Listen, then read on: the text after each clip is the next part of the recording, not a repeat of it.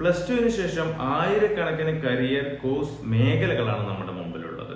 ഇവിടെ നമ്മൾ സെലക്ട് ചെയ്യുമ്പോൾ ശ്രദ്ധിക്കേണ്ട 3 കാര്യങ്ങൾ. ഒന്ന്, നാം പഠിക്കുന്ന കോഴ്സ് നമുക്ക് വയബിൾ ആണോ, അതിന്റെ നേച്ചർ ഓഫ് കോഴ്സ്, അതിലെ കണ്ടന്റ്.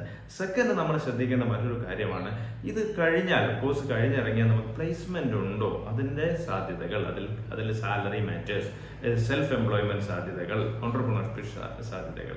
നോക്കൂ, മറ്റൊരു കാര്യം കൂടെ നമ്മൾ ശ്രദ്ധിക്കണം, എവിടെയാ പഠിക്കുക, ഇൻസ്റ്റിറ്റ്യൂഷൻ, പ്രീമിയർ ഇൻസ്റ്റിറ്റ്യൂഷൻസ് ഉണ്ടോ, ഹയർ എഡ്യൂക്കേഷൻ പോളിസീസ് ഉണ്ടോ.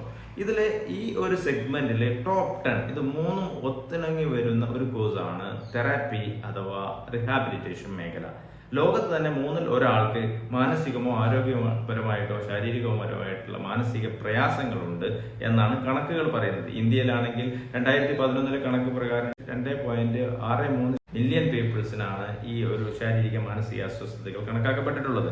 ലോകത്ത് 18% പേർക്ക് UK-യിൽ ഈ പ്രശ്നമുണ്ട്, 12% പേർക്ക് US-ലും ഈ ഇഷ്യൂസ് ഉണ്ട്.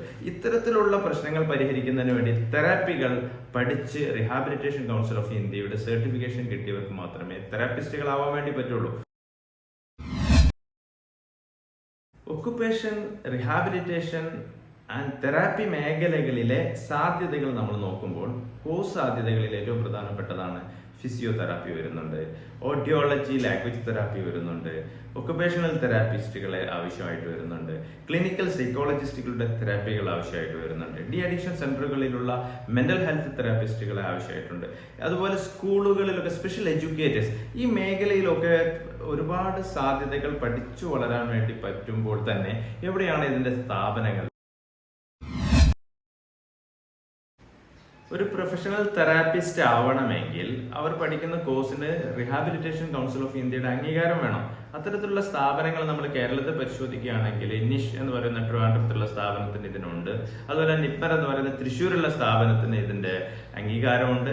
അതുകൂടാതെ ദേശീയ തലത്തിൽ തന്നെ ഒത്തിരി സ്ഥാപനങ്ങൾ, നാഷണൽ ഇമ്പോർട്ടൻറ്റ് സ്ഥാപനങ്ങളിലൊക്കെ തന്നെ തെറാപ്പിസ്റ്റുകൾക്ക് വേണ്ടിയിട്ടുള്ള കോഴ്സുകൾ പ്രൊവൈഡ് ചെയ്യുന്നുണ്ട്. അതിൽ പ്രധാനപ്പെട്ട സ്ഥാപനങ്ങൾ നോക്കുകയാണെങ്കിൽ നീപെഡ് ചെന്നൈ, അതുപോലെ നമുക്ക് NIMHANS Bangalore, IMHANS Kozhikode, JIPMER Chhattisgarh, SRM Tata institute of social science Bombay, ഇത്തരത്തിലുള്ള ഒത്തിരി സ്ഥാപനങ്ങളിൽ വിവിധങ്ങളായ കോഴ്സുകൾ പ്രൊവൈഡ് ചെയ്യുന്നുണ്ട്. കൂടാതെ ഗവൺമെന്റ് തന്നെ ഈ റിഹാബിലിറ്റേഷന് വേണ്ടിയിട്ട് വളരെ സപ്പോർട്ടിങ് ചെയ്യുന്നത് കൊണ്ട് സ്കോളർഷിപ്പുകൾ പ്രൊവൈഡ് ചെയ്യുന്നുണ്ട്.